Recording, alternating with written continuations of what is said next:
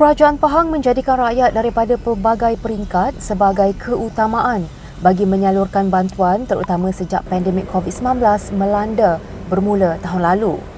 Pengurus Sejawatan Kuasa Pertanian, Industri Asas Tani dan Bioteknologi Negeri Pahang Yang Berhormat Datuk Seri Insinyur Haji Muhammad Sofi Tan Sri Abdul Razak berkata, ini menunjukkan keprihatinan Kerajaan Pahang yang sentiasa berterusan dan tidak pernah sama sekali meminggirkan rakyat ketika berada dalam keadaan getir menghadapi pandemik ketika ini.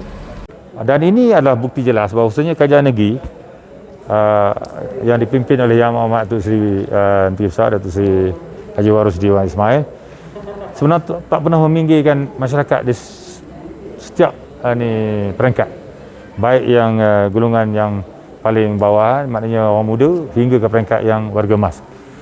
Beliau berkata demikian kepada Unit Komunikasi dan Media Pahang UKOM selepas menyampaikan bantuan secara pandu lalu pada program penyampaian peruntukan khas Yang Amat Berhormat Menteri Besar Pahang dan bantuan prihatin Pahang BPP 2021 daerah Lipis di Masjid Baru Benta di Lipis.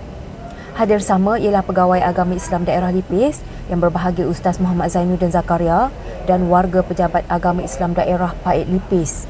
Pada program tersebut, seramai 19 orang menerima bantuan khas keuangan kepada penggerak masyarakat orang asli PMOA dan penyelaras pembangunan ihsaniah masyarakat orang asli PEPIMA daerah Lipis.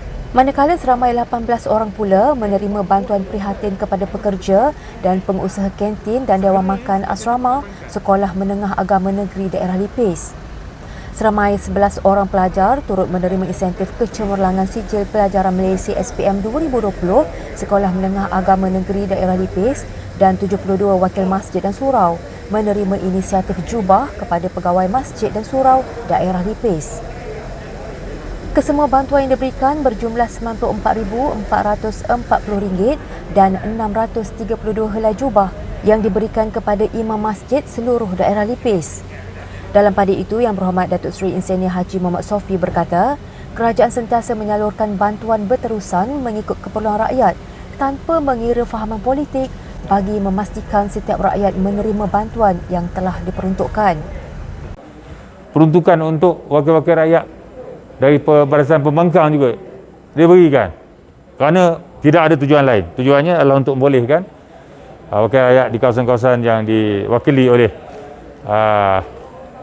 pihak PH lah ya, pembangkang ni tadi juga tidak terkecuali daripada mendapat bantuan selain daripada bantuan yang telah diberikan oleh kerajaan negeri ya. Ini sekaligus menjelaskan bahawa kerajaan begitu komited membantu meringankan bebanan rakyat dalam menghadapi pandemik COVID-19 ketika ini.